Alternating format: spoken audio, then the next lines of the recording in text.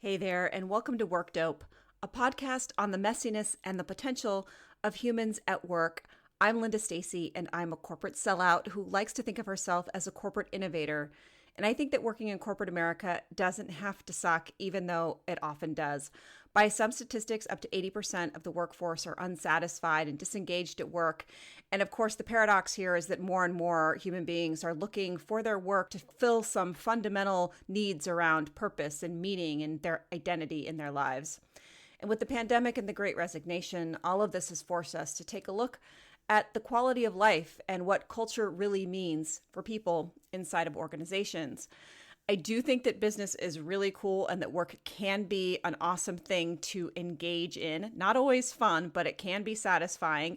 That building things and solving real world problems, these are keys to what's fundamental about human potential and realizing things that we're meant to realize. In this episode, I speak with Brent Reinhard, who is the current general manager of the Chase Freedom and Chase Slate credit card portfolios. I was introduced, quote unquote, to Brent by the LGBTQ employee resource group where I work, the ERG there. Brent spoke to my company about his career journey and what it's meant to be his whole self at work. And we extend and parallel these themes to those of Work Dope. How do we bring our whole selves to work? What are the benefits? When and how can we go too far? I want to say a little bit more about Brent's background. As the general manager of Chase Freedom and Chase Slate credit card portfolios, he leads a diverse organization of marketing and product experts who run branding and advertising, product development, customer communications, and acquisitions. Prior to this, he was the CMO for Chase's business banking organization, had much to do with the success of the #1 Paycheck Protection Program during the COVID crisis. Brent has been with Chase since 2003. He's held a variety of roles. Brent is also passionate about leading as his authentic LGBT self. He serves as the board of directors for Start Out, a national nonprofit focused on improving LGBTQ entrepreneurship. We talk about so many things. We talk about his very non-traditional path to his position. We talk about allyship. We talk about what makes work enjoyable and when it's not enjoyable, and so much more. The unintended positive consequences of raising one's hand and having zero fear of failure or embarrassment at work. And specifically, towards the end, Brent calls out a gem around how he sees being valued in an organization and a framework that we could use that can help us all to get there. I hope you enjoyed the episode. Thank you so much for coming today, Brent. I'm excited to be here. Thank you for having me. Yeah. This is going to be great. So in my introduction, I gave a formal bio for you. I'm curious to know what you say to people when you're at a cocktail party or maybe with your extended family. What do you tell them that you do? Yeah. So the most simple way I say it is that I run the Freedom and Slate credit card portfolios for JP Morgan Chase. And then usually what happens is someone will pull out like their Sapphire card. And I'm like, no, Freedom, the other one, the better one. And I joke about it with people. And so, but what that means is that I look after those two brands and products literally from end to end. So everything from start and finish, from the branding and advertising to the credit and risk to getting new customers and keeping those customers happy and engaged. And it sounds like in reading the bio that there must be quite a branch below you, like within your organization, quite a number of separate departments and people that are working under you. Yes? Yeah. So I have a large team that sort of manages each of those stripes as you go through. So I'm a firm believer in clear lines of responsibility and a person who goes to sleep at night and wakes up in the morning thinking about the thing that they own. And we have a saying at Chase that if more than one person owns it, then nobody actually does. Because that's when you get into the finger pointing world of he said, she said. So I'm a firm believer in that. But the other part, the beautiful part of working for an organization as large as Chase is there's a huge support infrastructure around us as well. So while I have someone responsible for acquisitions, there's an entire team of people who run credit and risk outside of me that are my business partners. And we work closely together because obviously I want as many people to get approved and they're, really protecting the bank. And so how do we think about those things coming together and really, there's some natural tension that evolves there, but it really is working in a business partnership. Yeah, absolutely. Understanding who your people are, stakeholders, very key to performance and excellence. Adam Grant, I don't know if you follow him at all, but he talks Yeah. about having a dance sometimes in conversation. And I wanted to kind of open us to this idea that today, where words matter more and more, I'm learning a lot, and I might learn things from you that I'm assuming that I'm going to learn from you. And Good. Fingers crossed. I wanted to just say that if anything comes across as biased or antiquated in my expression, why not have a conversation right here in this forum? Yeah. I think people need more examples of humans actually kind of like being curious and sorting through things Yeah. that they pick up. So I wanted to invite us to do that because I know that I'm here to grow. Yeah. And Definitely. yeah, stemming from this, I wanted to ask a question. I'm going to preface with this. I believe that podcasts are a great forum for learning because they're private. And when you're in an audience, whether live or your face is on Zoom, sometimes your face isn't on Zoom, you're there, you're present. But when you have something private in your ear, you can listen in a different way. There's no expectation. And I feel like this actually allows people to get places they might not get in other worlds. This all leads to my question. In your signature, your professional signature, you have your pronouns indicated. And what I love that you've done is that you've hyperlinked to a Y, and there's something behind there that is specific to your organization. I clicked on it and I couldn't get anywhere with it, but I would like for you to explain what the Y is for people who don't understand what's happening with pronouns, because there are a lot of people that don't understand. Yeah, so it's a great question. It is something that we do at Chase, and we're very focused on it. So we've encouraged everyone to add their pronouns, not just people who are in the LGBT community. And it actually carries over into our Zoom. You probably see them on our Zoom screen now, even though this is a podcast. My pronouns, because they're in the system, they show up on my Zoom profile as well. So there's a couple of reasons for it. When you click on the Y, you're right, that's an internal site. So people internal to Chase can understand why they see it. But when you click on the Y, it explains that we shouldn't assume by someone's appearance what pronouns they like to use or that they associate with. And so this enables us to have that conversation. If someone chooses pronouns that are they, them, or a person who might appear to be male chooses female gender pronouns, it just enables that conversation to happen more naturally. It also is a way that we tell our allies they can show support and spur a conversation maybe outside of the LGBT community to educate people who aren't aware of the dialogue around pronouns. And lastly, it's just a way to show respect.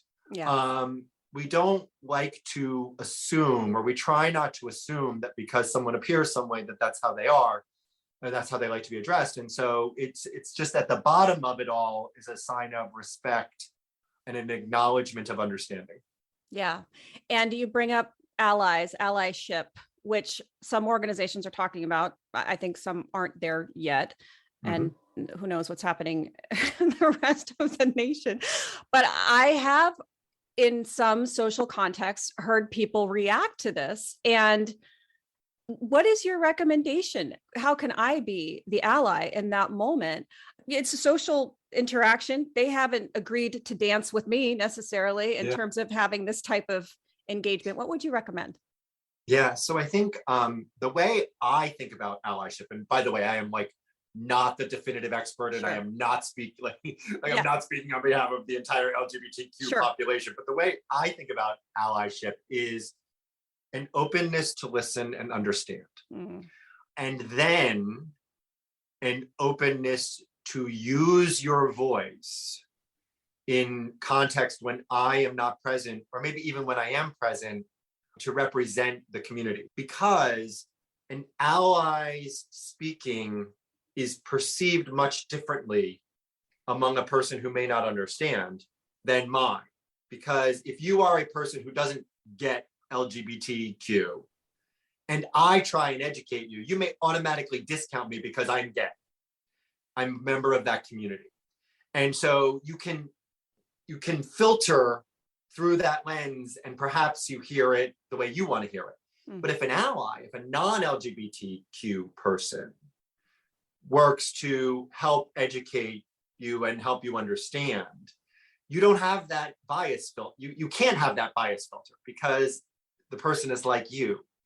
And so I think allyship is first striving to understand and listen to the community of which you are an ally. And then second, to use your voice to support that community in areas where it's natural. I am not a believer that like you have to forcibly break into conversations your allyship. Like that's not who you should be.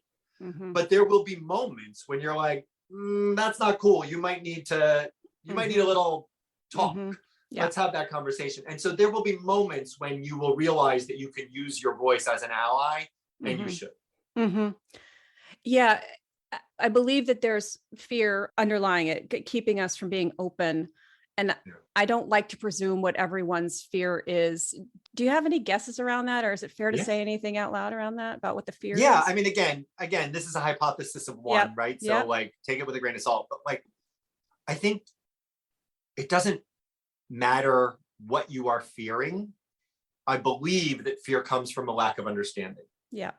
And so I think part of that is why you're seeing such action against the trans community in a lot of the country. Because I think by and large, the L, the G, and maybe the B, although the B, the bisexual, is still a little bit misunderstood, but by and large, the L, the G, the B have worked their way more into mainstream America. No one, in the days of Will and Grace, when Will and Grace first went on air, it was like, holy cow, there's a gay person on my TV. And when Ellen came out, it was earth-shattering news.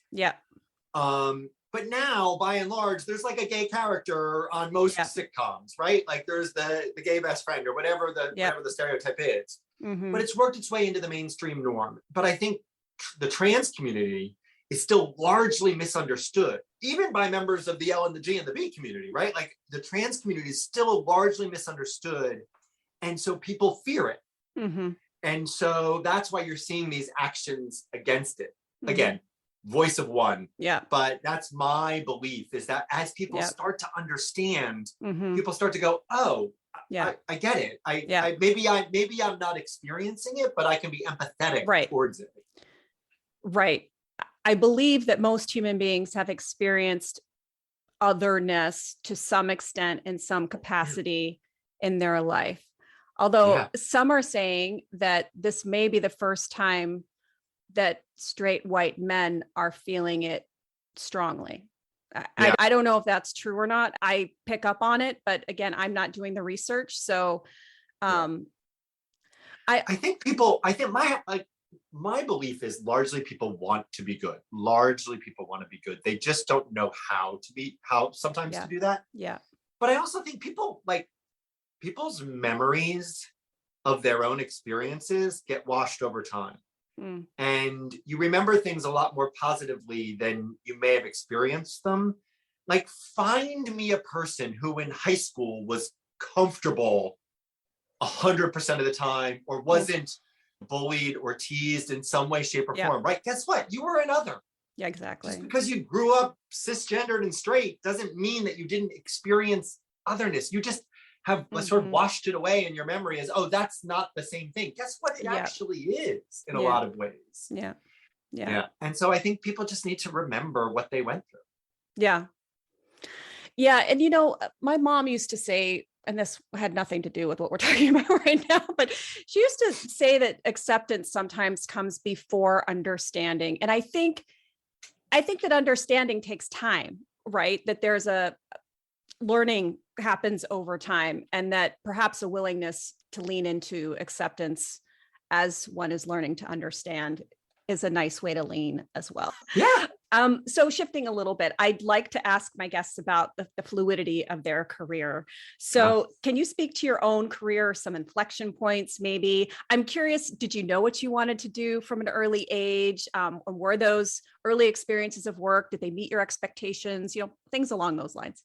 Yeah. So I have had probably one of the less traditional paths to where I am today. I started undergrad, I was a pre-med major. I obviously didn't go to medicine. I realized sort of early on in my undergrad career that I didn't have the passion needed to invest the amount of hours and years in school that it would take. Even though I was fascinated by biology and chemistry and how the body worked, it just wasn't going to work out for me.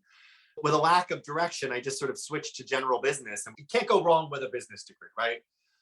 So I came out of school, a bit rudderless. And the restaurant that I had been waiting tables at all through college offered me a job. They were opening a new location. They offered me a job to manage the restaurant. I'm like, great, I have a business degree. I can manage a restaurant, run it. It's an independent business, even though it's part of a couple locations, but it's its own shop. And so I did that for a couple of years. And I think that taught me a lot of lessons, right? Like, I think if everyone had a job in the service industry at some point in time, the world would just be a better place.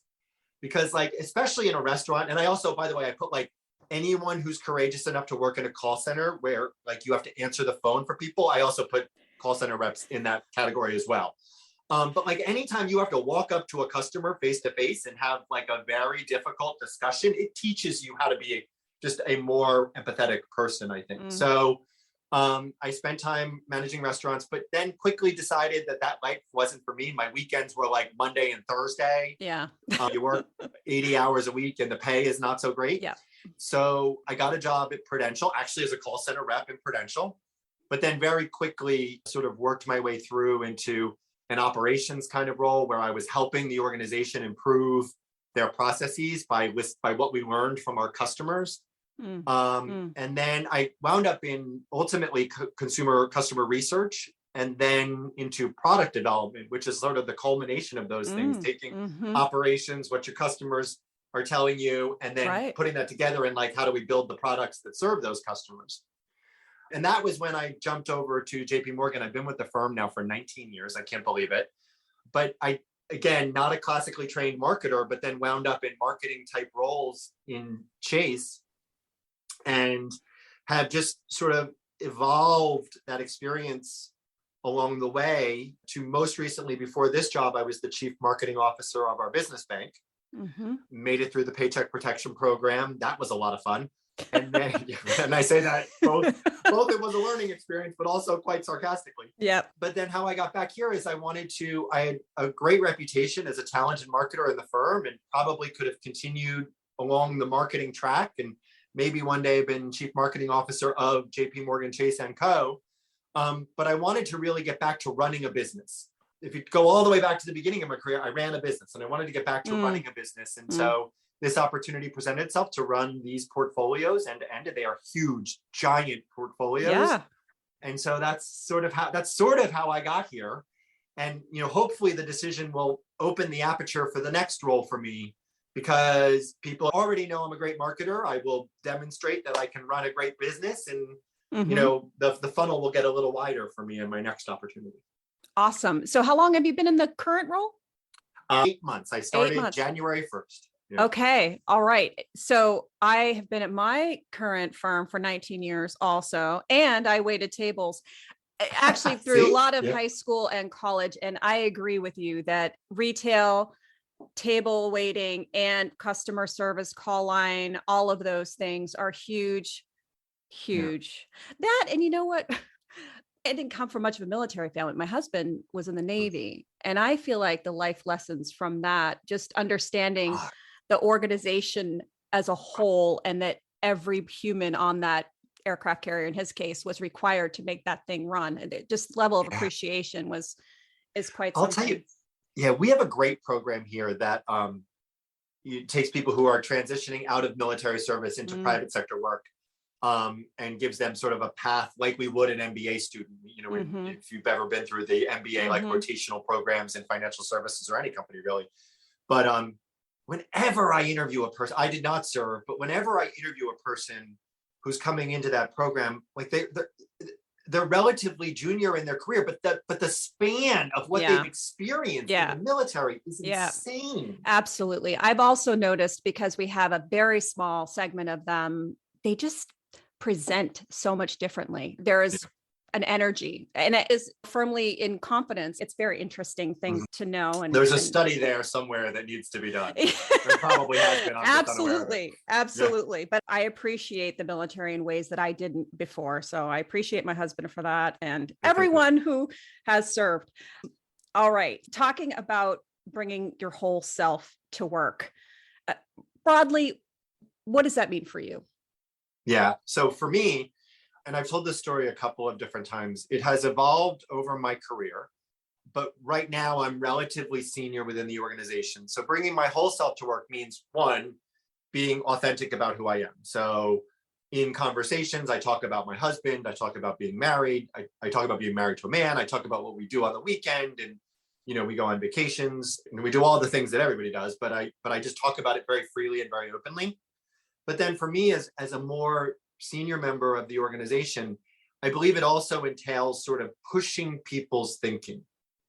And so when I'm on stage presenting at a town hall, or if I'm in a really big, important meeting, I will say sometimes the unorthodox thing, just to sort of bring that into the norm, into the conversation. So I've talked about like drag queen brunch in very senior meetings, and people get it. People get why I'm there. And I intentionally, every time I'm in a town hall, I mention my husband by name, and I mention something crazy that we've done recently together. Recently, we're gentlemen of a certain age, mid to late 40s, early 50s, and we went to Key West Pride for the first time. And I joked at our last town hall that it took me a couple extra days to recover from that, which isn't something that a normal senior leader sometimes says on stage. But I sort of view it as my role now to push the organization into broader thinking, even just beyond what they may be already doing. And so that's what I mean. And I'll just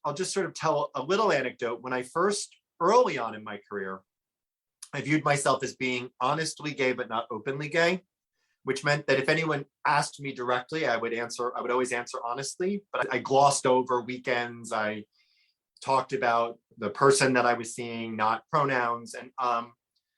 And what I didn't realize is once I switched from what I called being honestly gay to being openly gay, I actually was much more comfortable speaking in meetings. I was much more comfortable offering an opinion based on my experiences, because I didn't have to filter it through some lens of sharing. And so I think it's super, whatever your whole self means, by the way, might have nothing to do with LGBTQ, right? It might be like my boss, and I don't think she'd mind me sharing this, but my boss recently, we were doing a fireside chat for something, and I didn't know this. And like, as a person doing the interviewing in a fireside chat, it's always great when you're like curveballed.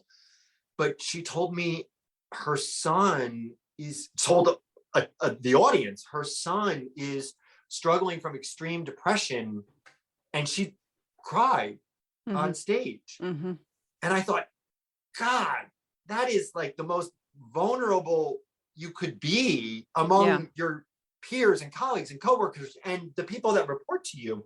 And that is bringing your whole self to work, because I have an entirely different perception of her now, knowing what she's going through with her son and seeing how she acts at work every day. And I'm like, wow, like you are a superwoman. Yeah, that really brings humanity into the workplace in a very critical way. And you said that before you were openly gay, that everything was going through that filter, right? Yeah. And so again, bringing that more broad, I think that, there's the shame thing, like, and judgment, where, right? So you're trying to, I think most people, they don't want to be judged, and there's some shame around some critical element, but when we can be more open, that it really brings that humanity in. I have noticed, I'm very conscious of people who are very uncomfortable with this, that, why are we talking about this at work? And I feel like we're in this, especially us, and we're of the same generation, that there's a lot we've seen, right? Yeah. I mean, yes. this is And I even within the last 5 years was presenting to a group of Rotarians, you know, in New England, and there were some old school Rotarians, and I really felt like it was just, I felt like it was 1955 in some ways. You know, it's like we've Yeah. still got a lot going on. There's still a long way to come. You know, it's so interesting because like I have these weird experiences. We're a pretty progressive company. We're not all the way there yet, but one time I had the honor and privilege of flying. We're going to a meeting and I was traveling with some very senior people, and we were on one of our company planes, and all of the passengers were women, except for me, because many of our senior leaders are female. And we landed, and the person boarded the plane to direct us and looked at me. And I was like, really? Like, no, the person you want to talk to is over there. She's signing the bill. Yeah, right. And it was just, you know, people just think that people still think that way. Yeah, no, I know. I have been managing our household insurance policies for like the last 2 to 3 years. And my husband's name is plastered over everything. It's like, I am your primary contact. Is it impossible to put the wife's name? You know, like it was, I'm really struck by that. Anyway. Yeah, we digress. Yes. I also want to say I have an experience also of feeling really, it's been like the last 2 to 3 years. Actually, the pandemic has served me in some ways in terms of bringing more of my whole self to work.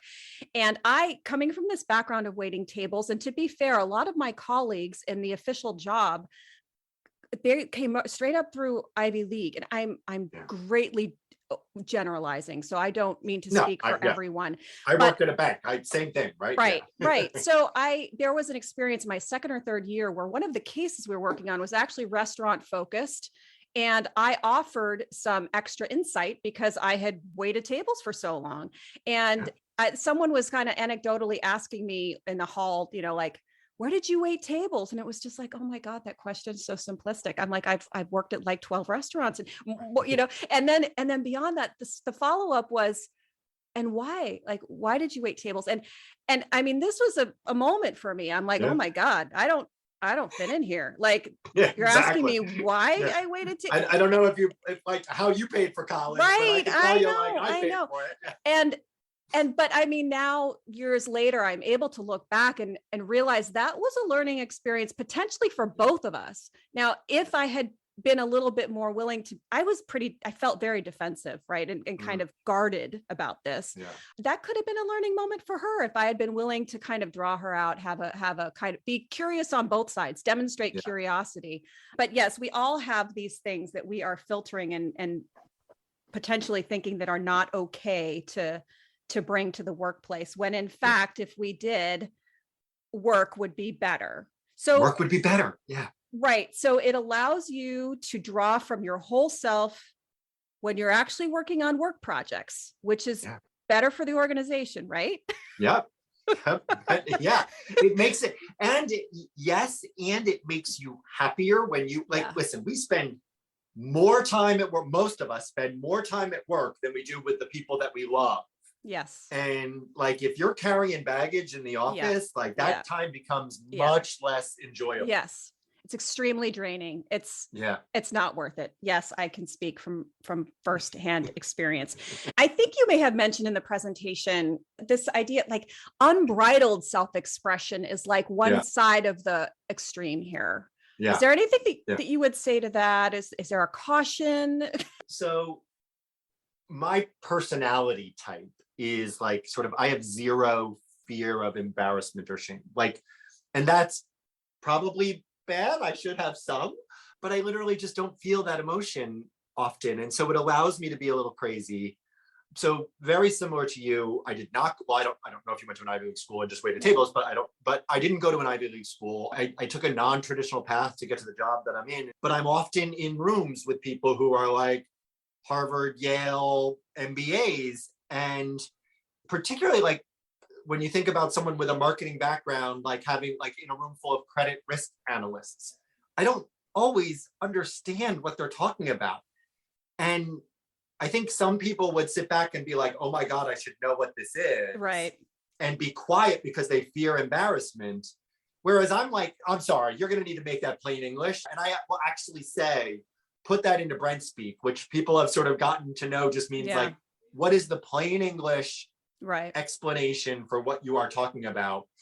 And so I think that's part of it. Another part of it is it has led me to have sort of zero fear of failure. So early on in my career, I raised my hand for a lot of projects, and everyone who's worked in an organization of any size knows there are like the golden projects that everybody wants to be a part of, and then there's the projects that people shy away from because they think they're like career killers. I didn't care. I was like, I just wanted to work. I loved work and I loved learning. So I was like, I'll do it. Didn't matter how popular the project was. But in every instance I learned, whether that project was like a rip-roaring success or a miserable failure. And it also introduced me to great people who I may not have met had I not raised my hand. And so my network was larger than some people's. And so I'd say there's like all of these unintended consequences that are, in my experience, have been mostly positive in not having that sort of fear of embarrassment or shame or having unbridled enthusiasm. Right. So do you think that this is like in your DNA? Do you think it developed as a result of being gay or part of that? Or, I mean, maybe you can't separate those. I'm also curious, would you say that your husband shares that characteristic, or is it quite opposite? Not at all. Okay. I can answer that one. Not at all. He's very much a perception focused person. And he would agree with that. But I don't know. Here's the way I can answer that question, which is like, I was bullied a lot in high school. And I often now jokingly tell the story, like, how did everybody else know I was gay before I did? Because, I had no idea. But one way I learned to deal with bullies was like, I would make fun of myself first. Right. And it's a disarming tactic. Absolutely. And I didn't know, like I didn't psychoanalyze it enough at the time. I just knew that like, if I made fun of myself first, like then we would both laugh and I could like finish my walk down the hallway. Yes. But so like carry that forward. And I do think there's a little bit of that disarming. Like I joke about myself. I'm like, sometimes when I ask that question in the risk meeting, I'll be like, listen, I have a 4th grade education, like bring it down to my level, right? Like, so I'll make a joke about asking a question that maybe isn't obvious. And so I think that might be part of it, but I'm not going to pretend that I've analyzed it to the level to say with any confidence. Yeah, no, that's great. And it's, there was actually an episode of The Office where Jim taught Michael that skill, but then he brought it to the next level. But anyway, one step further. It goes too far. But a little self-deprecation is not a bad thing. There's a bit of a warning about this. And maybe in the postscript, as I'm thinking about this after we record, there's something that some women can do that is not helpful for them personally. I'm going to figure out what that is. And it's related to this. I don't know whether it's this or not. But I've said in the past that I recognize the place that my privilege comes from, like that, the private plane story, right? Like I'm a cisgendered white male first and foremost, who grew up in the Northeast, right? So like check every non-diverse box you possibly can. And that comes with a certain amount of privilege behind it. Even if you are a cisgendered white female, there's a perception, heaven forbid you're blonde, because then there's the perception of like the ditzy blonde first, right? But like, so you're absolutely correct. There is something there. I think there's one thing to be a little self-deprecating, but another thing to be apologizing all the time. I feel like there's a difference, and it's important for women to be firm in what they do and don't know. But absolutely, no apology needed. Exactly. Yeah, a lot of self-awareness can be built. One of my favorite quotes. And I don't know who said it. If I call it one of my favorites, I should probably look up who said it. But never apologize. Your friends don't need it, and your enemies won't believe you anyway. Perfect. Beautiful words to live by. So you do recognize yourself as an advocate. a champion to drive change within your organization and outside of it, right? And I'm often saying that this podcast, Work Dope, is a podcast that talks about being uncomfortable sometimes, and that being uncomfortable is okay. And it's actually necessary for change and growth. Going back to this idea about the male patriarchy being challenged, can you say anything more about what it's meant to make people uncomfortable? Like reflections around this? I mean, go ahead. I think one is recognizing that members of the LGBT community, even if you are the biggest ally in the world, like we come out every day. So even if I am completely honest, every time I meet someone new and I say like, oh, my husband, I'm watching like a forensic scientist, your reaction and trying to see your eyes dot, like, how are you receiving that information? And every time you tell someone, there are instances where you can tell a person isn't exactly comfortable with the words I've just said. Now, generally, it's in a very professional business setting. And so, people want to be polite and nice. And so they will be, even if they don't understand or don't agree with you, in 90% of the rest of their life. So there's feeling uncomfortable there. And I think that's feeling vulnerable. And then there is like, when you have the opportunity, sometimes it's a little bit of fun to make other people feel uncomfortable, because that's actually where growth comes from. And I say that like, as much as I hate to reference my father being right, because, why should your parents ever be right? My father had this great expression. We used to ski a lot when I was growing up. Check another stereotypical, straight white male box. We used to ski a lot when I was growing up. And my father used to say, if you're not falling, you're not skiing hard enough and you're not learning. And so like, I've translated that into part of how I run my life, which is like, if you're not uncomfortable at work, you're probably not pushing yourself into new things. You're not pushing the business far enough, fast enough. And so there are people who you can tell are very sort of comfortable and they're just in coast mode. You know what? Like my job is to push you off your rails and, even in a professional setting, push you into maybe something that you didn't think you could do, just so you could learn that you could actually do it. I love that. I love that. It's interesting that you have said that you enjoy it to some extent, kind of pushing people, right? With this discomfort. And my conditioning must have been complete opposite. I almost feel like I'm being a naughty girl if I'm making someone uncomfortable. I've read that can be common for women to keep everyone feeling good and relaxed and calm. And again, not always helpful if we actually want to do things, grow, become more indifferent. So, that's awesome. I also want to ask you quickly, you had said in that other presentation about instead of mentors that you've leaned into a board of directors, if you will, to support you. And so describe that a little bit. I'm curious to know how those relationships have come about and what would be your advice to someone who wanted to develop something similar, no matter their role. I mean, and you've kind of served in a lot of different roles, so you get it, whether you're in a functional role or an executive, Yeah, absolutely. So the way I describe my board of directors, rather than sort of these deep one-to-one mentor-mentee relationships, which can be effective, I call it my board of directors because there are different people whose expertise is in different areas. And so, one of the people on my board of directors was the former CMO of the firm. And she's I bounce ideas off of her when there's like a marketing question or a customer experience question. One of the people on my board of directors is the former CFO of the firm. And so, when I don't have a financial background, so I know who to go to. And then I've got friends outside who are in different roles who just give me amazing energy and experiences that I can draw from and pull from when I'm having a relevant question. So it's not that I don't believe in the one-on-one mentor-mentee relationship. I just recognize that there's a lot of places I'm going to need advice from. And so I better know people in all of those areas who can help me expand my own knowledge.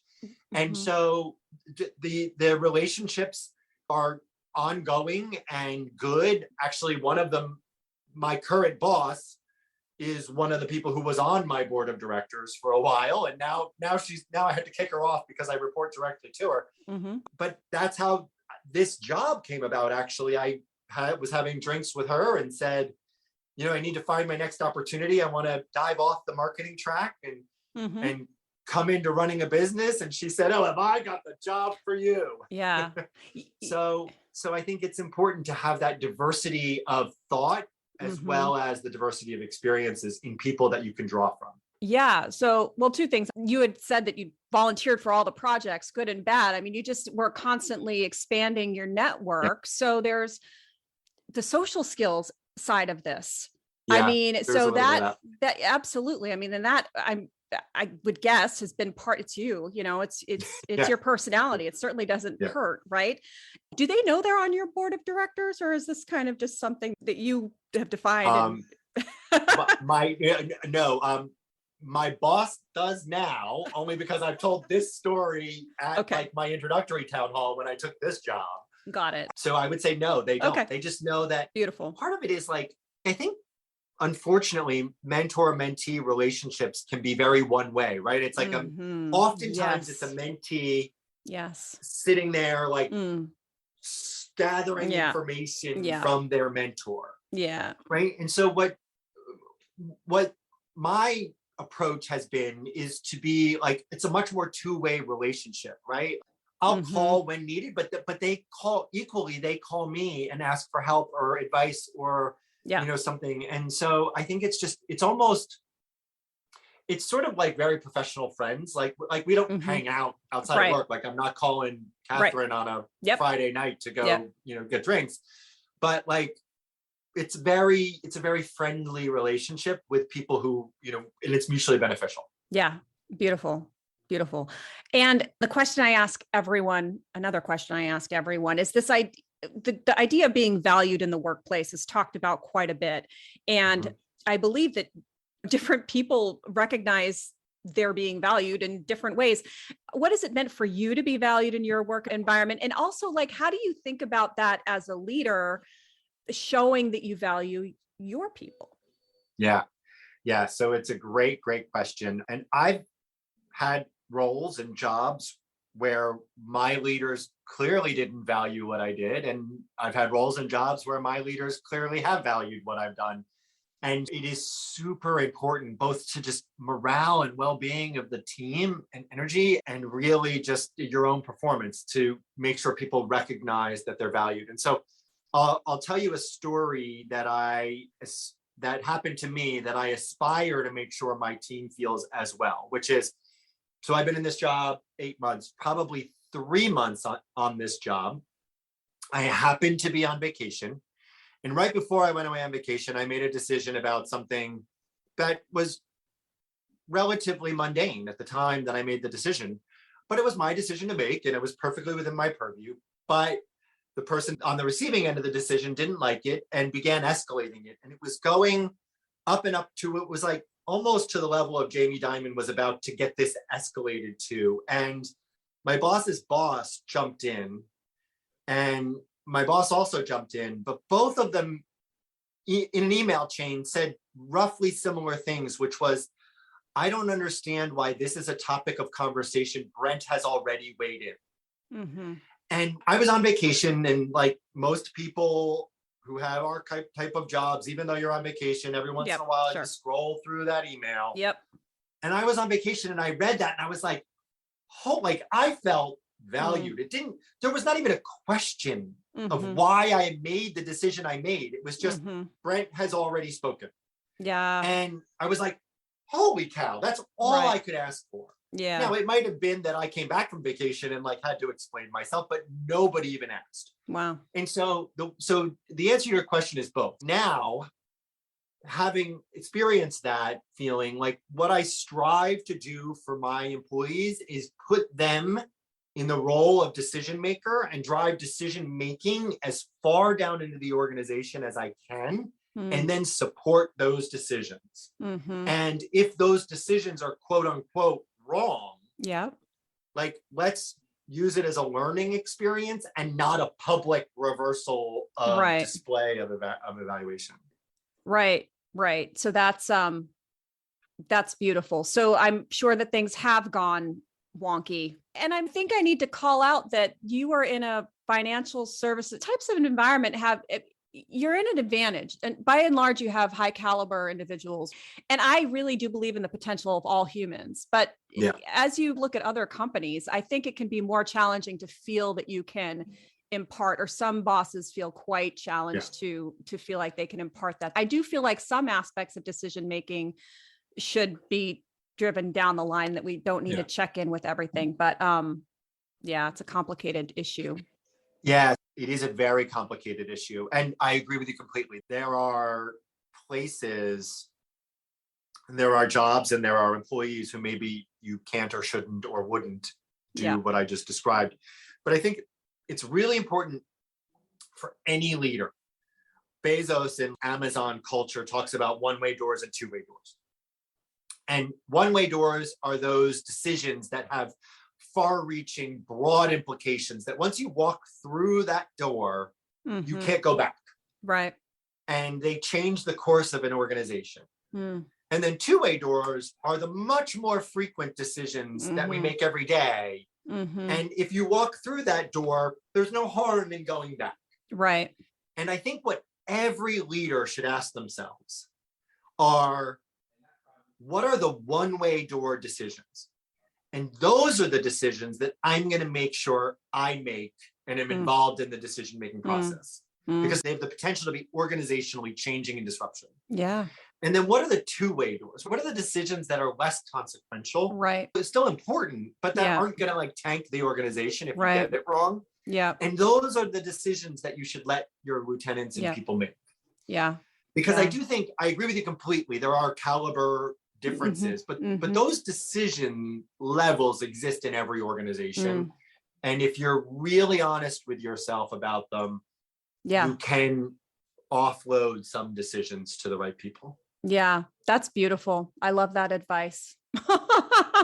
It's a little framework that you can use to orient, differentiate, and I would even say that if you are not the boss, that it is something that you can think of in terms of the way that you influence how you perform.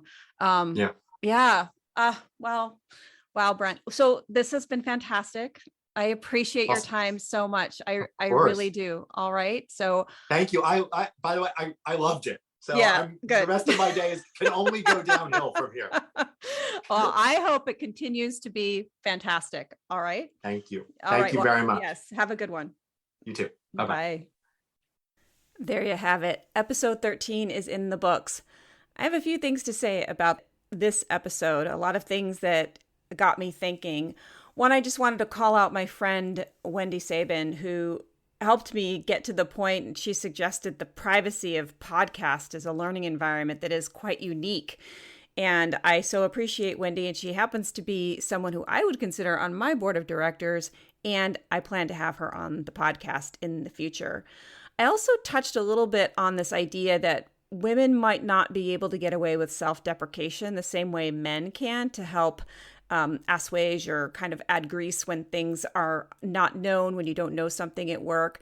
I think for women that we definitely should admit when we don't know something and ask for clarity. I don't think we should feel that we can't do that, but I think it's important that we don't apologize. Brent shared the quote that he enjoys: your friends don't need it, but your enemies won't believe you anyway, in terms of apologizing. And the person who said that was Albert Hubbard.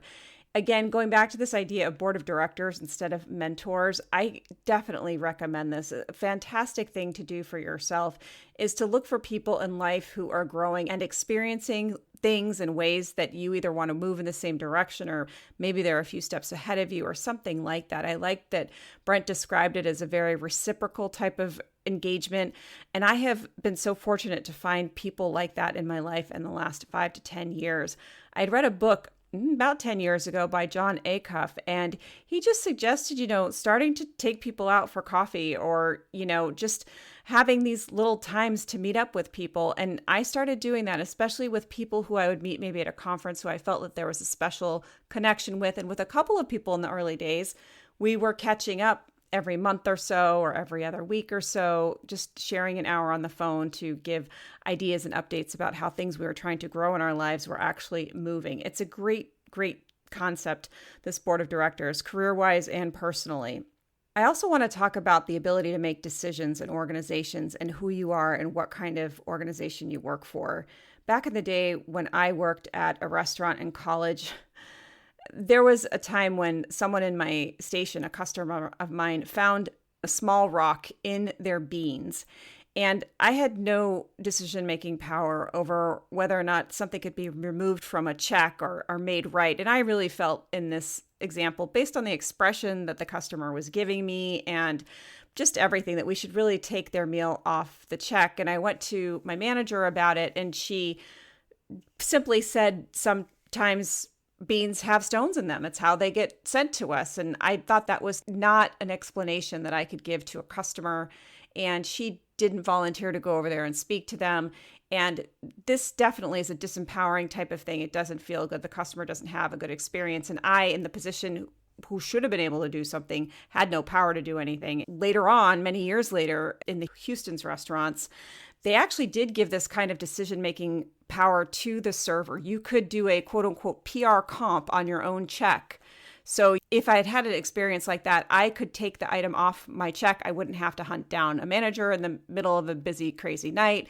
I wouldn't have to explain the entire thing to the manager because, of course, the manager would need an explanation. Because if you're doing this falsely, it's a way to steal money from the restaurant, basically. If you're reducing things from checks after the customers have left, then and especially if it's a cash payment, it's a way for people to steal, basically. We talked with Brent about caliber of person or what a person might try to get away with. And again, this is complicated, and there are various reasons why people do things that are against the rules, so to speak. And I really do try to have compassion for any human that's out there. But back in college, there were some servers, one night in particular, I won't forget, they clearly needed to be somewhere. It was a Friday or Saturday night, and it was a boyfriend-girlfriend working in stations that were kind of near each other. And they kept taking the new parties that were coming in and putting them on the other side of the restaurant where the people were going to be closing, the people who knew that they were going to be there until the restaurant closed its doors. And I'm like, what is going on? Like, one room was completely full and the other one was getting low, but we still had 5 servers on. It was like, what is going on? And I realized what they were doing. They wanted to be able to shut down. They wanted to be able to go home. So clearly this was not in the favor of the business and not something that they should have had any control over, and they were taking advantage, and they didn't really even have decision-making power, but this was the kind of mentality that you don't necessarily want driving your business, right? So back to the Houston story, even in that environment, there was a night when one of the servers was found in the employee bathroom at the back of the restaurant, again, middle of a busy weekend night, and she's back there stuffing a salad down her throat. She was eating and she was caught, and it was something that she had PR comped from her own check. So we had this feeling there were people who were like taking advantage of these situations. And it's true. It was just interesting to me that this was a whole encapsulated thing, the decision-making power, and then people not really being capable of handling that power. So it's complicated for business owners. Are you really on the side of the business, or are you on the side of your own things? And another thing I have to say, though, is that most restaurants that I've worked for, almost 100% of them, did not give the waitstaff free food. And I've always felt like there was this irony or this paradox and waiting tables that you were hungry a lot of the time and you were just stuffing people meal after meal, turn after turn, that everyone else was getting full in the building except for the servers running around like crazy who maybe hadn't planned well and hadn't eaten before the shift. And even so, if you eat before the shift, that's like 4 o'clock and then you're going till 11. And do you really have a way to fuel yourself along the way? Anyway, moving away from the restaurant anecdotes, if you are not the boss, I do think that using this two-way doorway framework could be interesting. If you're not feeling valued, it could be an interesting exercise to make a list of all the things that you can do without getting any buy-in, things that you take all the way to the end without having to have someone approve. What are the parts of your job that actually are completely autonomous? You can just do your job and be held responsible and accountable for what you're doing. If you can't be held accountable, then you can't complain, right? There's an agreement there.